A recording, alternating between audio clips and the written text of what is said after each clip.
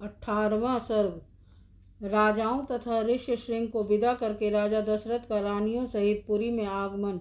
श्री राम, भरत, लक्ष्मण तथा शत्रुघ्न के जन्म, संस्कार, शील स्वभाव एवं सद्गुण राजा के दरबार में विश्वामित्र का आगमन और उनका सत्कार।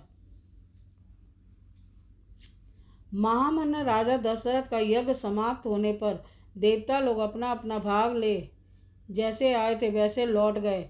दीक्षा का नियम समाप्त होने पर राजा अपनी पत्नियों को साथ ले सेवक, सैनिक और सवारियों सहित पुरी में प्रविष्ट हुए।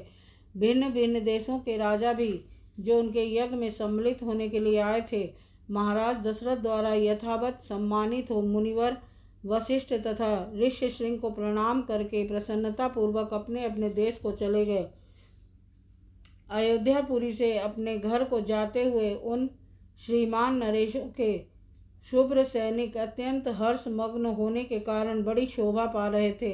उन राजाओं के विदा हो जाने पर श्रीमान महाराज दशरथ ने श्रेष्ठ ब्राह्मणों को आगे करके अपनी पुरी में प्रवेश किया। राजा द्वारा अत्यंत सम्मानित हो ऋष्यशृंग मुनि भी शांता के साथ अपने स्थान को चले गए। उस समय सेवकों सहित बुद्धिमान महाराज दशरथ कुछ दूर तक उनके पीछे पीछे उन्हें पहुंचाने गए थे। इस प्रकार उन सब अतिथियों को विदा करके सफल मनोरथ हुए राजा दशरथ पुत्रोत्पत्ति की प्रतीक्षा करते हुए वहां बड़े सुख से रहने लगे। यज्ञ समाप्ति के पश्चात जब 6 ऋतुएं बीत गईं, तब 12वें मास में चैत्र के शुक्ल पक्ष की 9वीं तिथि को पुनर्वसु नक्षत्र एवं कर्क लग्न में कौशल्या देवी ने दिव्य लक्षणों से युक्त सर्वलोक वंदित जगदीश्वर श्री राम को जन्म दिया। उस समय सूर्य, मंगल, शनि और गुरु और शुक्र ये 5 ग्रह अपने अपने उच्च स्थान में विद्यमान थे तथा लग्न में चंद्रमा के साथ बृहस्पति विराजमान थे। वे विष्णु स्वरूप हविष्य या खीर के आधे भाग से प्रकट हुए थे। कौशल्या के महाभाग पुत्र श्री राम इक्ष्वाकु कुल का आनंद बढ़ाने वाले थे। उनके नेत्रों में कुछ कुछ लालिमा थी। उनके होठ लाल, भुजाएं बड़ी बड़ी और स्वर दुदुम्बी के शब्द के समान गंभीर था। उस अमित तेजस्वी पुत्र से महारानी कौशल्या की बड़ी शोभा हुई। ठीक उसी तरह जैसे सुरश्रेष्ठ वज्रपाणी इंद्र से देव माता अदिति सुशोभित हुई थी। तदंतर कैकेयी से सत्य पराक्रमी भरत का जन्म हुआ, जो साक्षात भगवान विष्णु के स्वरूप भूत पायस खीर के चतुर्थोष से भी न्यून भाग से प्रकट हुए थे। वे समस्त सद्गुणों से संपन्न थे। इसके बाद रानी सुमित्रा ने लक्ष्मण और शत्रुघ्न इन 2 पुत्रों को जन्म दिया। वे दोनों वीर साक्षात भगवान विष्णु के अर्ध भाग से संपन्न और सब प्रकार के अस्त्रों की विद्या में कुशल थे। भरत सदा प्रसन्नचित रहते थे। उनका जन्म पुष्य नक्षत्र तथा मीन लग्न में हुआ था। सुमित्रा के दोनों पुत्र आश्लेषा नक्षत्र और कर्क लग्न में उत्पन्न हुए थे। उस समय सूर्य अपने उच्च स्थान में विराजमान थे। राजा दशरथ के ये चारों महामनस्वी पुत्र पृथक पृथक गुणों से संपन्न और सुंदर थे। ये भाद्रप्रदा नामक 4 तारों के समान कांतिमान थे।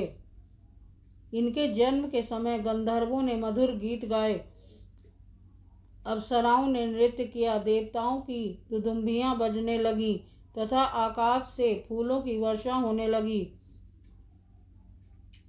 अयोध्या में बहुत बड़ा उत्सव हुआ। मनुष्यों की भारी भीड़ एकत्र हुई। गलियां और सड़कें लोगों से खचाखच भरी थी। बहुत से नट और नर्तक यहाँ अपनी कलाएं दिखा रहे थे। यहाँ सब ओर गाने बजाने वाले तथा दूसरे लोगों के शब्द गूंज रहे थे। दीन दुखियों के लिए लुटाए गए सब प्रकार के रत्न वहां बिखरे पड़े थे। राजा दशरथ ने सूत, मागध और बंदी जनों को देने योग्य पुरस्कार दिए तथा ब्राह्मणों को धन एवं सहस्त्रों गोधन प्रदान किए। 11 दिन बीतने पर महाराज ने बालकों का नामकरण संस्कार किया। उस समय महर्षि वशिष्ठ ने प्रसन्नता के साथ सबके नाम रखे। उन्होंने ज्येष्ठ पुत्र का नाम राम रखा। श्री राम महात्मा परमात्मा थे। कैकेयी कुमार का नाम भरत तथा सुमित्रा के एक पुत्र का नाम लक्ष्मण और दूसरे का शत्रुघ्न निश्चित किया।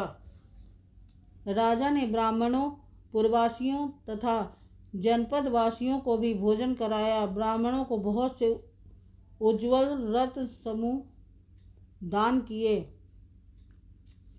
महर्षि वशिष्ठ ने समय समय पर राजा से उन बालकों के जात कर्म आदि सभी संस्कार करवाए थे।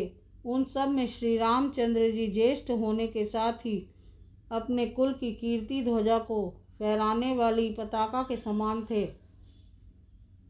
वे अपने पिता की प्रसन्नता को बढ़ाने वाले थे। सभी भूतों के लिए वे स्वयंभू ब्रह्मा जी के समान विशेष प्रिय थे। राजा के सभी पुत्र वेदों के विद्वान और सूरवीर थे। सब के सब लोक हितकारी कार्यों में संलग्न रहते थे। सभी ज्ञानवान और समस्त सद्गुणों से संपन्न थे। उनमें भी सत्य पराक्रमी श्री रामचंद्र जी सबसे अधिक तेजस्वी और सब लोगों के विशेष प्रिय थे। वे निष्कलंक चंद्रमा के समान शोभा पाते थे। उन्होंने हाथी के कंधे और घोड़े की पीठ पर बैठने तथा रथ हाँकने की कला में भी सम्मानपूर्ण स्थान प्राप्त किया था। वे सदा धनुर्वेद का अभ्यास करते और पिताजी की सेवा में लगे रहते थे।